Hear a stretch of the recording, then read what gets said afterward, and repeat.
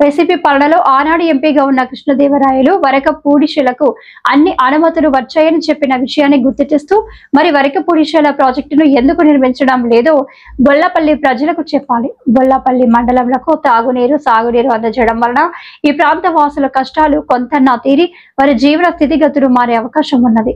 యువగలం పాదయాత్రలో నారా లోకేష్ కొండముట్ల వద్ద వేసిన వరకపూడిశల ప్రాజెక్టు శిలాఫలకం రాయిగానే మిగిలిపోవడం విచారకరం. అలాగే బడకచెర్ల ప్రాజెక్టు అని ప్రకటించి రైతులు అవసరాలకు పొలాలు అమ్ముకోనియకుండా చేశారు. కనీసం వరకపూడిశల పూర్తి చేసిన తాగునీరు అవసరాలు తీర్చమని కూటమి ప్రభుత్వాన్ని హెచ్చరించారు. మేము వరకపూడిశల అన్ని తెచ్చి అదే మీ ఎంపీ గారు మొన్న మాట్లాడారు.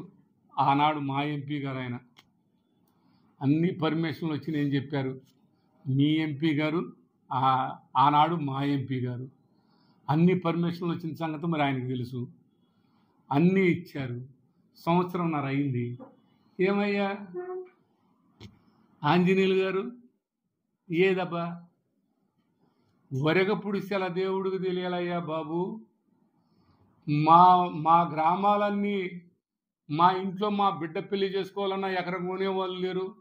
మా 19 గ్రామాలు మేళ్ళవాగు దగ్గర నుంచి మొదలు పెట్టుకొని గిరికపాడు దగ్గర నుంచి ఈ అయ్యన్నపాలెం ఇవన్నీ మొదలు పెట్టుకొని ఇవన్నీ కూడా బనకంచెర్ల ప్రాజెక్టు వస్తుందంట. అయ్యా నీ ప్రాజెక్టు వస్తుందో రాదో తెలీదు.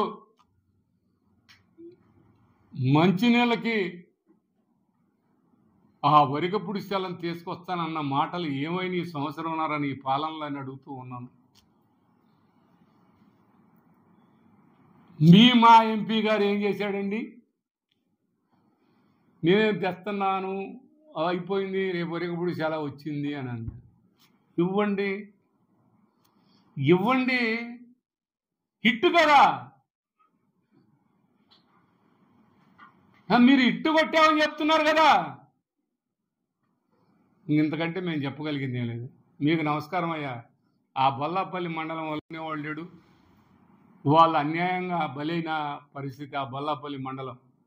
ఆ బొల్లాపల్లి మండల రైతులు వాళ్ళ ఆవేదన చెప్పుకునేదానికి కూడా వినేవాళ్ళు లేడు. ఎందుకంటే ఆ మిర్చి వేసుకున్నారు. ఆ మిర్చి కొనేవాళ్ళు లేరు. ఆ మిర్చి పంట మీద బతుకుతారు. దాన్ని కొనేవాళ్ళు నాదులు లేడు. ఇవాళ 1 ఎకరం అప్పయింది పొలం అమ్ముదామంటే పొలం కొనే నాదులు లేడు. ఆత్మహత్యలు రైతులు జరుగుతున్నాయి అంటే ఇదే. దీనివల్లనే మీరు గుర్తు చేసుకోండి అని ఈ సందర్భంగా తెలియపరచుకుంటూ సెలవు తీసుకుంటున్నాను.